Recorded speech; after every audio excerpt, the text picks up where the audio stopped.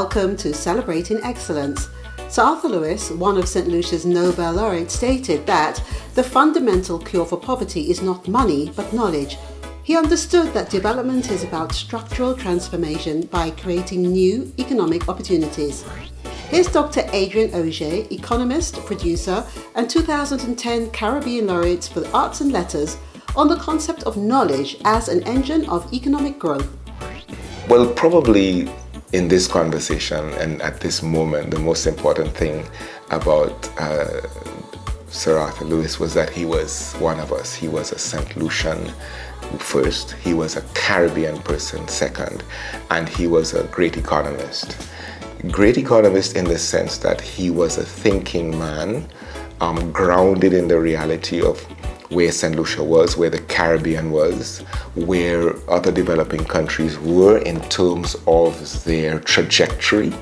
And that's an important word because we are on a path. We're not starting off as fully formed economies or fully formed societies, or even in those days as fully formed nations. So Sir Arthur, I think, was very conscious of the fact that we were on a path towards something better, bigger, more sustainable.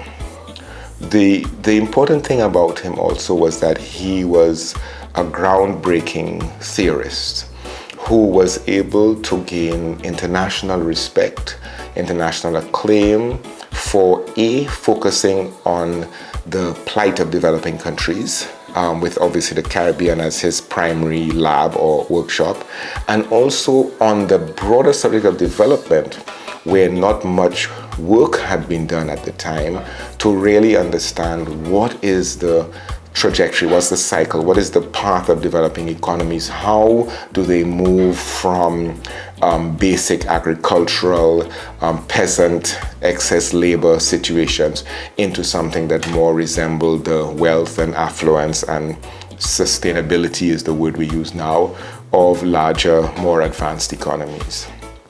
And so he started this groundwork by establishing some basic premises of, okay, what do you have in small economies like those in the Caribbean, coming out of the plantation era, coming out of colonialism, coming out of even post-emancipation.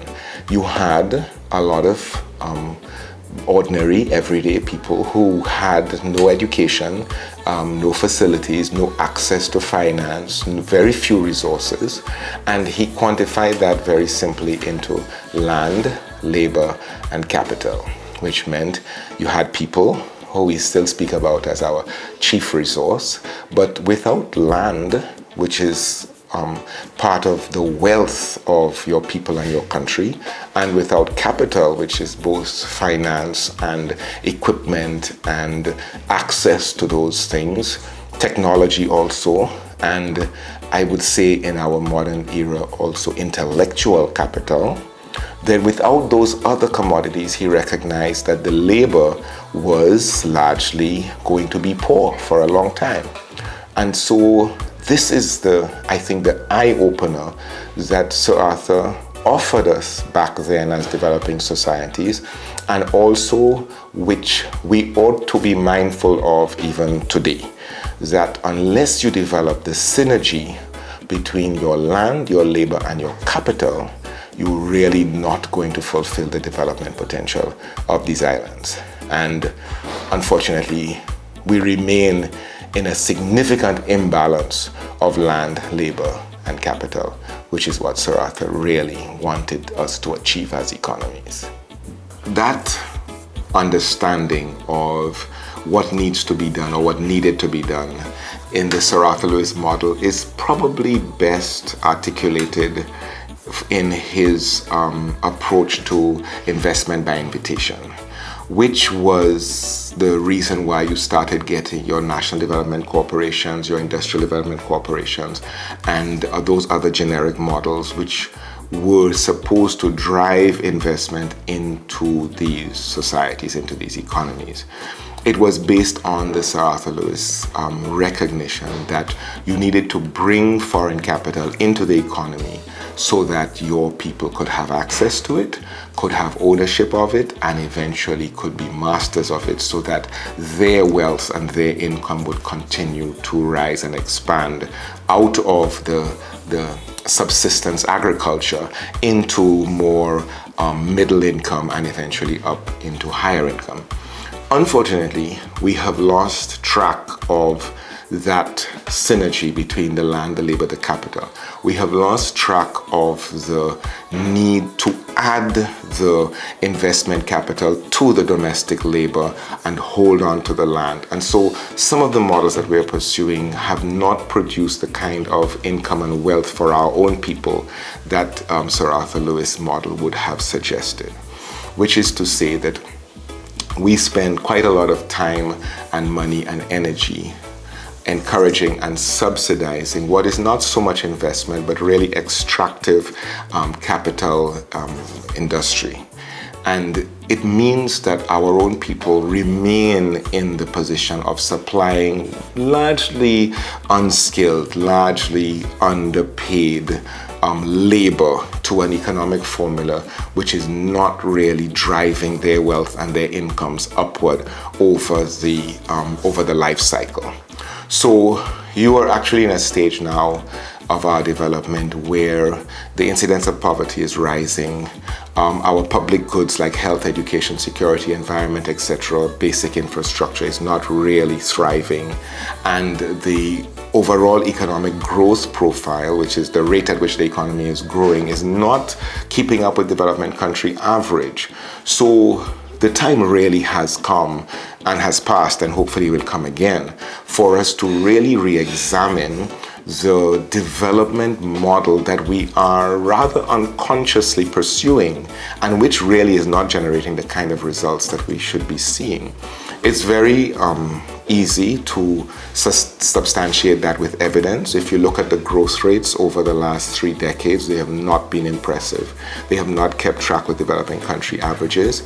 And although we are spending upwards of $1.6, $1.7 billion annually in the government, on the government budget, we're not seeing the results in the rank and file everyday lives of St. Lucians.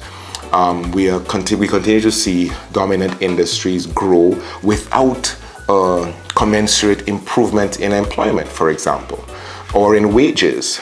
And we're not generally seeing the skills level within the economy increasing as Sir Arthur Lewis had contemplated. That you would have untrained labor, you would add capital to it, and that untrained labor would become progressively more efficient, more productive, higher earning, and therefore you'd have an accumulation of wealth in the domestic population. We're not seeing that. And it is time, I think, for us to really pull the intellectual capacity of the region together and ask ourselves whether the development model, conscious, unconscious, actual, virtual, or assumed, is actually producing a designated deliverable. What is our current economic trajectory? How does it keep us out of poverty, ignorance, and disease? How does it promote savings? How does it increase average household earnings and the stability that translates into the kind of social advancement that Sir Arthur would have wanted these societies to have achieved by now? That conversation needs to happen at the highest possible levels, and also at a level that really involves rank and file citizens in the realization of their dreams for themselves and for their families, for their children, and for their communities. The 2023 Nobel Laureate Festival's theme is celebrating excellence, nurturing our creativity, consolidating our legacy. It's the 30th year of celebrating St. Lucia's Nobel Laureates. If you've never attended an event, don't you think it's time that you should? And if you're watching after the festival, visit the Facebook page at Nobel Laureate Festival St. Lucia to follow upcoming events. I'm Delia Delore. Goodbye.